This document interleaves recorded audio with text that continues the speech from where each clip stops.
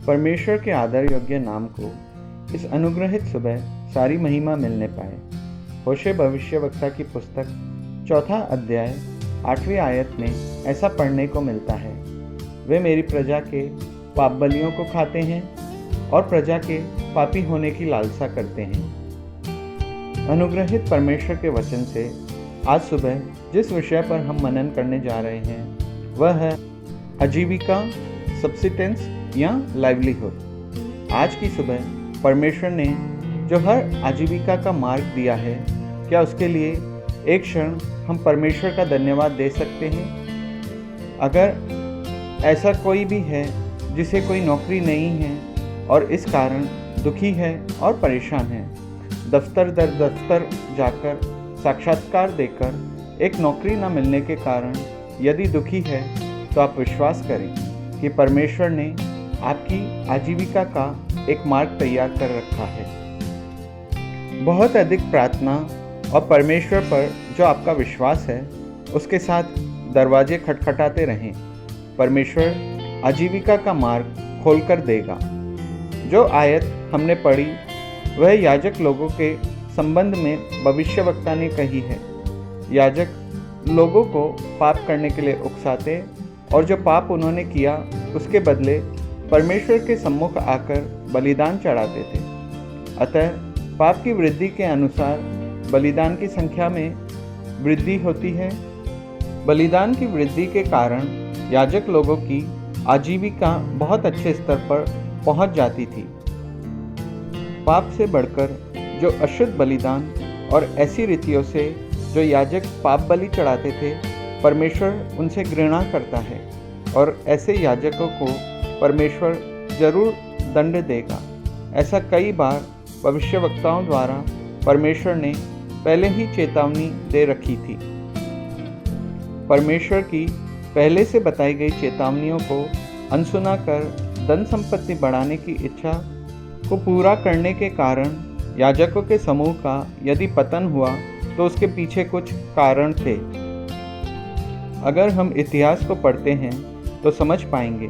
यारोबाम प्रथम राजा ने जब इज़राइल में अपने धार्मिक नियमों को लागू किया तो कई याजक जो परमेश्वर के वास्तविक भक्त थे वे पलायन कर यहूदा को चले गए। देश में याजकों की कमी होने के कारण राजा ने परमेश्वर द्वारा दी गई व्यवस्था पर ध्यान न देकर अपनी मर्जी से याजक ठहराए।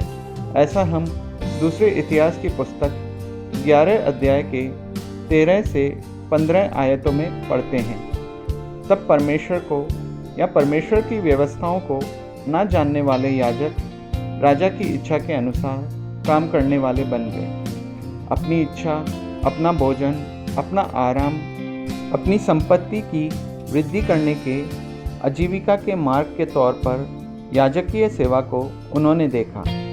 इस कारण उनको देखने वाली साधारण जनता उनसे भी बुरा जीवन जीने वाले बन गए। इस प्रकार जब लोग ज़्यादा पाप करने लगे तो याजक ज़्यादा आनंदित हुए क्योंकि ज़्यादा बलिदान होंगे। इस प्रकार उनकी आजीविका में वृद्धि होगी। इस छोटे से इतिहास से 3 बातें हैं जो परमेश्वर का आत्मा हमें आज सुबह सिखाना चाहता है। प्रथम, परमेश्वर की सेवा किसी भी प्रकार से आजीविका का मार्ग बिल्कुल नहीं है। इसी कारण ही तो उन्नत पद, उन्नत जीवन और उन्नत पढ़ाई सबको छोड़कर परमेश्वर की सेवा करने के लिए भक्त लोग अपने जीवन को समर्पित कर निकले हैं। यह एक स्वर्गीय बुलाहट है। उस स्वर्गीय बुलाहट में विश्वास योग्यता के साथ परमेश्वर की सेवा में लगे हुए लोगों के लिए परमेश्वर ही प्रतिदिन अनदेखे रास्तों से और अनसुने मार्गों से मार्ग और दरवाजे खोलकर आजीविका का प्रबंध करता है। दूसरी बात जो हम सीखते हैं वह यह है कि परमेश्वर ने जो भलाई हमें दी है, जब उसे हम परमेश्वर के नाम के लिए उसमें से अलग करते हैं तो वह किसी की आजीविका के लिए हम नहीं देते हैं, परंतु उस प्रकार से अलग करने के लिए परमेश्वर ने जो हमें भलाई दी है, ऐसे अलग करना हमारे लिए एक सम्मान है, एक सौभाग्य, एक प्रिविलेज है। ऐसा समझकर हमें अलग करना है। कारण राजा के याजक नहीं, परमेश्वर के याजक हैं। हमारे दास नहीं, परंतु परमेश्वर के दास हैं। इस बात को समझें। तीसरा पाठ जो हम सीखते हैं, विभिन्न नौकरियों को करने वाले, मुझे सुनने वाले मेरे प्रियो, आपके पास एक पैसा भी आपके हाथ में ऐसा ना हो जिसके लिए आपने मेहनत ना की हो। भूखे हो तो धोती को पीठ पर कस कर बांध कर वैसे ही जी लो। अन्याय के द्वारा पाप कर मिलने वाली कोई भलाई हमें नहीं चाहिए। उसमें से कोई भी दशमांश भी परमेश्वर को नहीं चाहिए। इस बात को हम समझें। आज से 20 साल पहले 2 बालिकाओं को यह पता था कि उनके घर में नारियल नहीं है।